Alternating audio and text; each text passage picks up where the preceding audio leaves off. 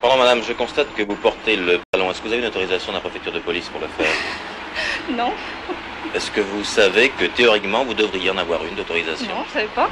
Une autorisation pour porter le pantalon, c'est la situation à laquelle les Parisiennes ont dû se confronter au cours du 19e siècle. À l'époque, les femmes portent la robe, mais elles sont de plus en plus nombreuses à vouloir adopter le pantalon. Une situation intolérable pour la préfecture de police de Paris, qui promulgue en 1800 une ordonnance concernant le travestissement des femmes. Celle-ci stipule alors que toute femme désirant s'habiller en homme doit se présenter à la préfecture de police pour en obtenir l'autorisation. Les femmes peuvent alors porter le pantalon sur autorisation et uniquement pour raisons professionnelles ou médicales.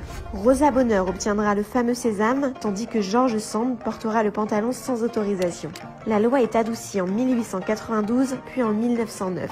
Elle autorise alors le port du pantalon si la femme tient par la main un guidon de bicyclette ou les rênes d'un cheval. Face au nombre grandissant de femmes en pantalon, l'ordonnance tombe en désuétude au cours du XXe siècle. Et si la préfecture de police de Paris ne l'a jamais abrogée, le ministère des droits des femmes stipulera en 2013 l'abrogation implicite de cette ordonnance, contraire à l'égalité entre les hommes et les femmes.